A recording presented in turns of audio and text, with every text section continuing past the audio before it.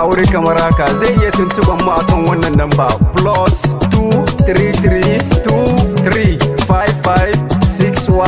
+23323556148. kuna jin wannan wakan aure daga bakin Faruk Totally da Wiz RB. A shakata lafiya.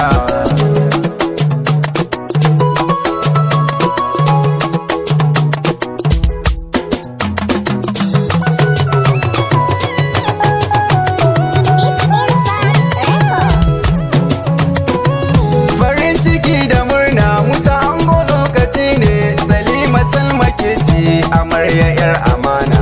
Farin ciki da murna Musa ango lokaci ne, Salima Salma ke ce amarya 'yar amana. Farin ciki da murna Musa ango lokaci ne, Salima Salma ke ce amarya 'yar amana. Farin ciki da murna Musa ango lokaci ne, Salima Salma ke ce amarya 'yar amana. Da farko na sa tabara ka taimakan na rera, waka ce za na tsara na Musa angon amarya. Allah ninka salati gurin abban su fati, wannan da ya yi wa fati Allah dubun salati ga ɗaha abban zara. Allah dubun salati ga ɗaha abban zara.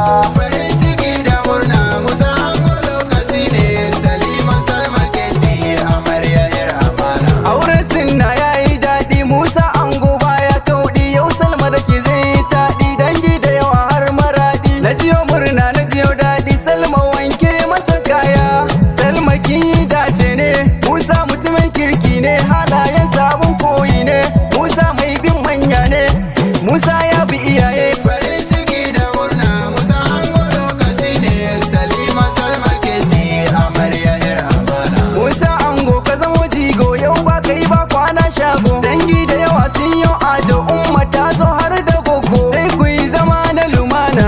Yau an daura auren Musa angon Salima, yau Salma kin yi dacen auren ku mun yi murna. Auren sau yana da daɗi, angon ki bai da kauɗi, an shaide shi har maradi, dangi suna nishaɗi, ladabi kiwa ango kuma ya kawo karkirena.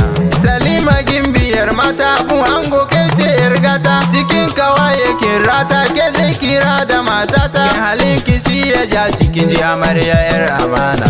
Dangi suna ta murna, kawayen amarya murna, abokan ango da murna, dukan su ni na zana a nan cikin wakena.